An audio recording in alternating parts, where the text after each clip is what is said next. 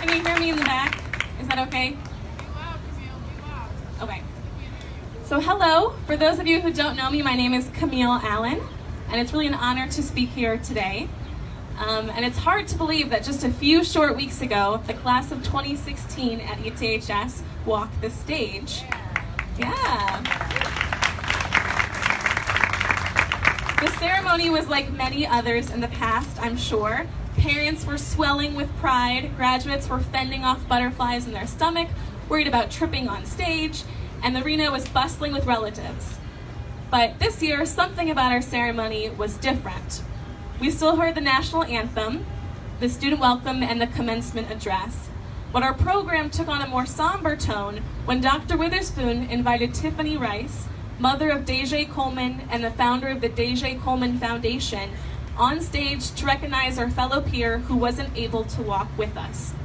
Deja Coleman, a bright student, a talented basketball player, and a loving son and brother, senselessly lost his life to gun violence my freshman year. Deja would have graduated with us, but that potential was stolen from him when someone fired a gun. I didn't have the pleasure of knowing Deja, but I have friends who did, so the day he died, it felt like I was losing him too. I felt this loss when students stopped in the hallway and reached out to hug each other through tears. I felt this loss when I witnessed streams of students leave school to gather at the site of his death, dedicating flowers, candles, and love letters to his name. And I felt this loss when thousands in the arena bowed their heads in a moment of silence. Deja's death made gun violence real to me.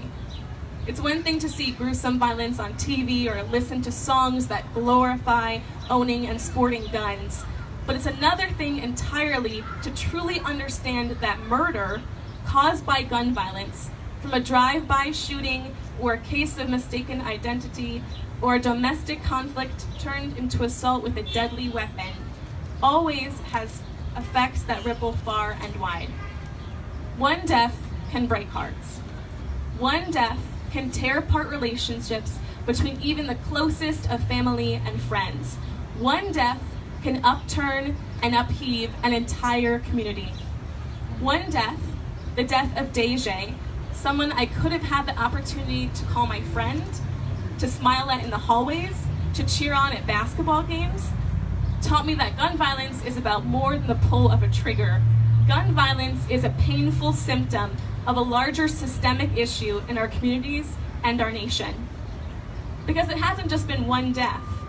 Data from the Everytown for Gun Safety Support Fund finds that on an average day, 91 Americans are killed with guns. On an average day, 7 children and teens are killed with guns. In an average month, 51 women are shot to death by current or former boyfriends or husbands. Gun violence silences voices and destroys communities. But as many of us know, it kills the Black, brown, and female more than anyone else. Black men are 10 times more likely to be murdered than white men with guns. The presence of a gun in a domestic violence situation increases the risk of the woman being murdered by 5 times. And that's just the national data. The New York Magazine found that in Chicago, the neighbor we know and love, over 3,000 citizens were shot last year.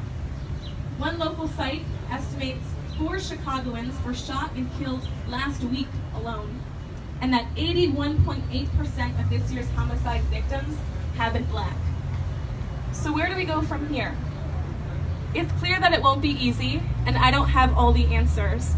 But as a proud product of this community, an ETHS graduate who can recite the names of peers lost to gun violence, a daughter of a concerned mother who lovingly sought out Evanston to raise me, seeking safety, and a younger sister of a Black brother who has been forced to bow his head in fear, gun violence is personal to me, and it should be personal to you too.